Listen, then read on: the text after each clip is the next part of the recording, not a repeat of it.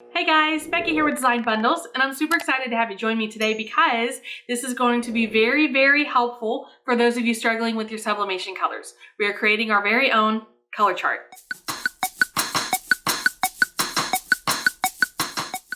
Okay guys, so here we are in Silhouette Studio. Now, if you've watched any of my sublimation videos, you know that I do most of my designing and setting up and printing for sublimation in Silhouette Studio. But guys, especially today's tutorial and most of the other ones, but especially today's tutorial, I know that you can do this in whatever software you're using.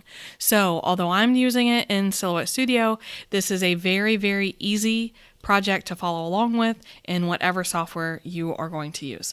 Now, what I have here, this is my color chart. Okay, now each color has a block, and each block has the name of the color and then the RGB code underneath it. This is important because what we're going to do is we are going to print this out from whatever software we're using. Because I'm printing from Silhouette Studio, I want to also print this from Silhouette Studio, and then I'm going to press it on either a piece of white polyester fabric, or if I want to show an example of what this would look like on gray fabric, then I can press it on gray. I can use felt. If I have a substrate that is super popular for me, like I do a lot of garden flags, so I will press this on a garden flag. And that way, whenever I'm setting up my own files or trying to color match for something, I can reference this color chart and know that this is what it looks like on my screen, but let me look at the color chart and this is what it looks like after printing and pressing. Because we all know that there's a huge difference in what shows up on your screen versus what is actually going to end up on your project. All right, so very, very important. Now, how did I set this up? It is a little bit of a tedious process, but it is totally worth it. I'm going to ungroup this.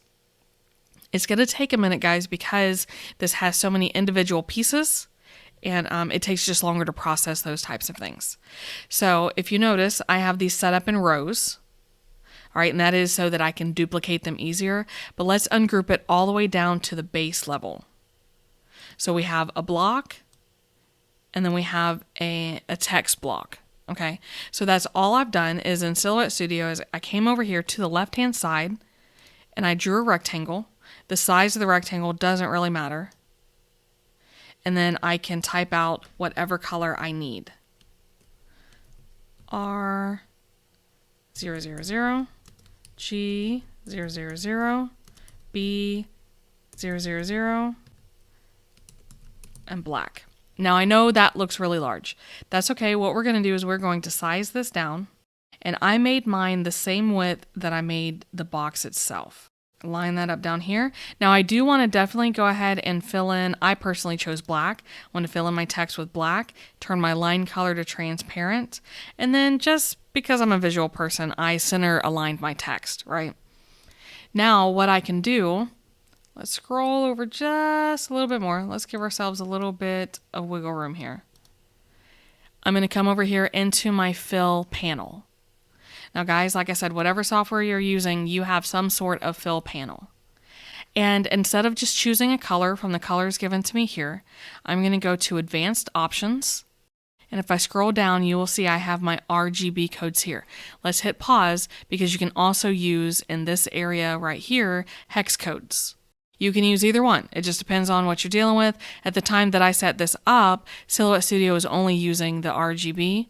I don't believe I was able to use hex codes, but RGB is very common. And if you ever get confused, you can actually search Google for an RGB to hex code converter, and it'll take care of that for you.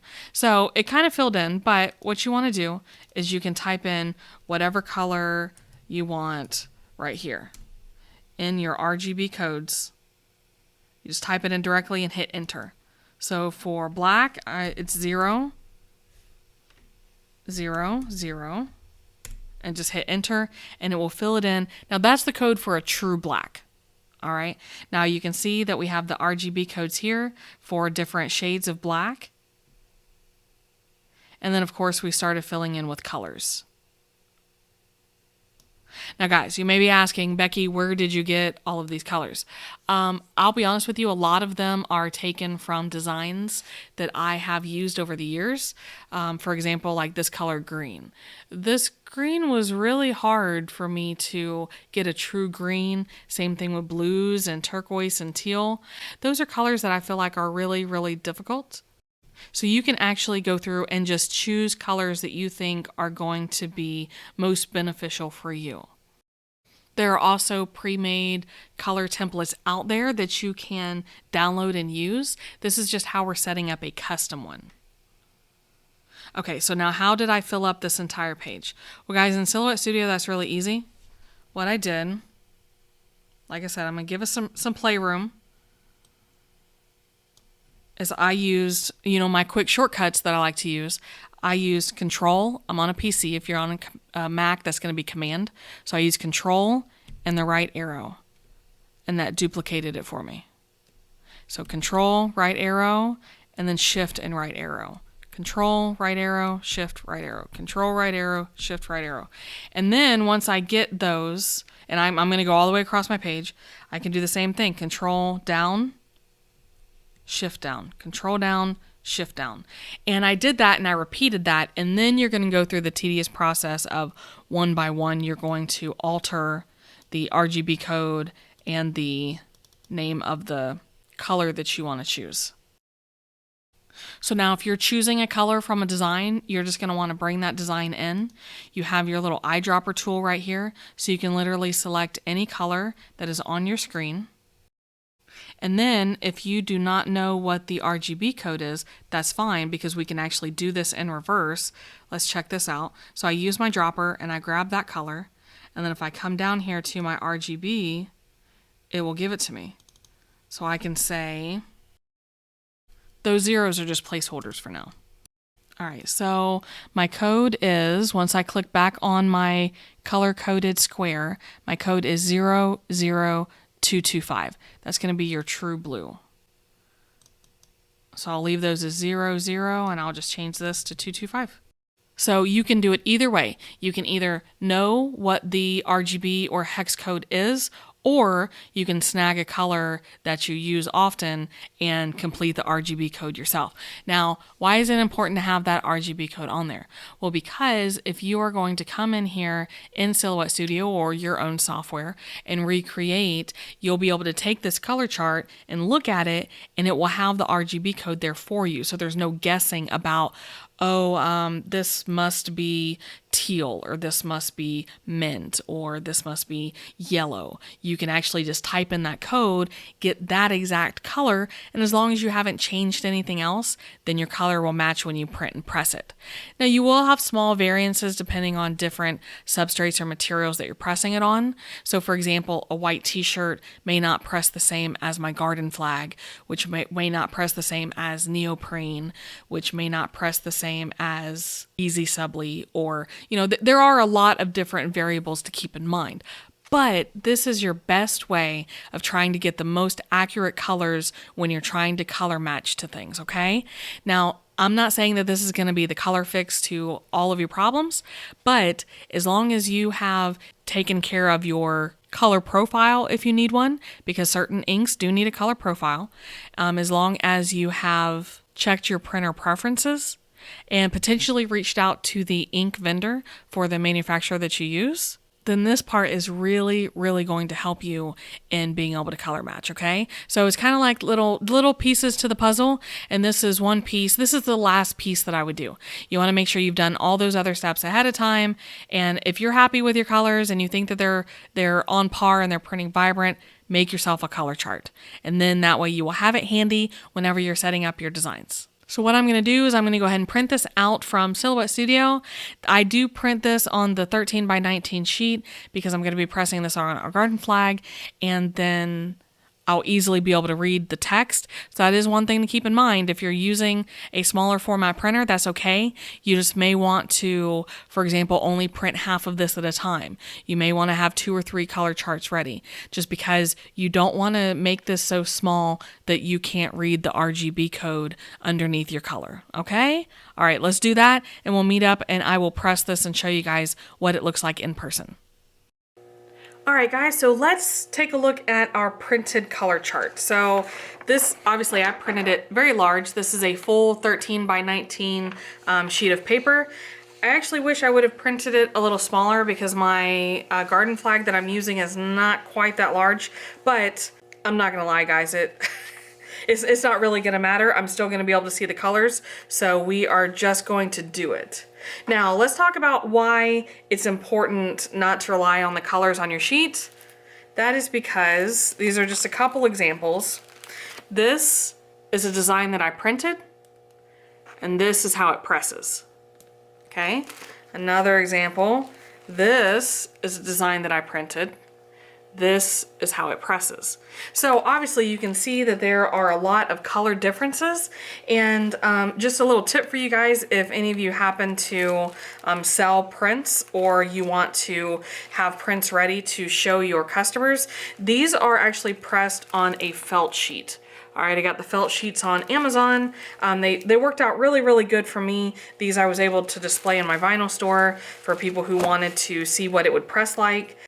So really, really good. Just gonna share that with you guys so that you can show off all your cute designs in a cost-effective manner. So what I'm gonna do though, so this is I just said this was my printed sheet, and I printed it large enough that you could see and read the text. But like I said, it probably a little too big. But I'm going to spray this down. And I want to spray it pretty well because I am using my Easypress. So that means that I will be moving it. Guys, another thing that works really, really well for this is pillowcases. Okay, so if you haven't used pillowcases before, you can get them really inexpensively. Okay, so with this in place, see, like I can shake it. You can actually use heat tape also, but I just really like the spray. Cover it up with another sheet of butcher paper, and I'm gonna get to pressing. Now, like I said, I'm pressing this on a garden flag, and the reason I'm doing that is because garden flags are a really big seller for me. Also, the garden flags are pretty inexpensive, and I think that that's important, especially when you're first starting out. And I assume if you need help with your colors, and I don't mean to offend anybody when I say that, but I assume if you need help with your colors that you are probably at the beginner level. That is a-okay. So as items are added to your crafting arsenal and you have customers, or even if you just do this for yourself, it's always good to have these color charts available. Now, the color chart, like I said, isn't going to help for your pre-printed designs. This color chart is going to be helpful for when you're making your own designs or if you are trying to determine colors for your designs. I know one color in particular that really throws a lot of people is teal and greens. I had a customer one time that needed a fairly specific color of teal, and the printing and the pressing was not yielding the right color that she needed. So what I was able to do was put all these different shades of teal and press them on a piece of polyester fabric, and then we were able to look at the results of that pressing job and choose the color that worked best for her. But what I like most about this is that the color chart itself will have the color, and it'll also have the RGB color code for you. And it's also gonna matter what software you're printing from. So I'm printing from Silhouette Studio, and if I were to switch and start printing from, we'll just say Adobe or Affinity, then I would need to create a new one because the software communicates differently with your printer.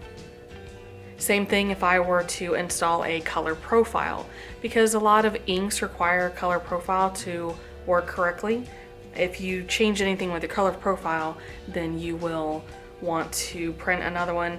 And also, the last reason I could think of you would want to do this again is if you change brands of ink, obviously. Another thing that this is really useful for, and you can get polyester fabric in different colors, and you can show your customers, or even just have it for yourself, how these colors press on a surface that is not white. So if you have a gray shirt, like I really enjoy pressing on gray because I'm not a fan of wearing white myself. So it's easy to keep a color chart available so I can say, oh, this is how lime green will look on gray.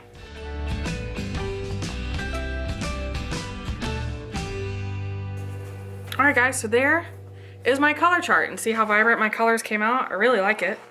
And then you can see, let's get you a good corner here. Ooh, it's hot, sorry, hot, hot, hot. You can see that I can still read my numbers really well, so that way I can look at this and input those colors if I need to. So guys, how did you feel about our color chart?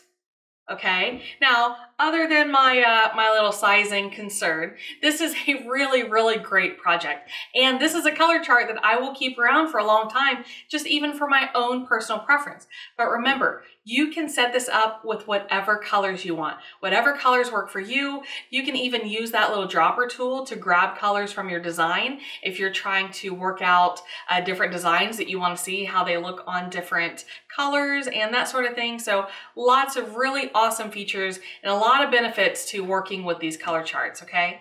Now, if you have any questions, please make sure you leave those in the comments below. I do love to hear from you guys. I really love getting your questions and answering them the best that I can.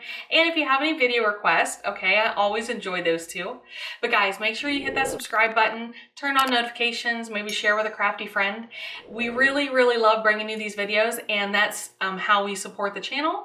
So I just really appreciate it if you take care of that for me. And guys, I'm gonna wrap it up, but thanks again for watching, and we will see you again next time.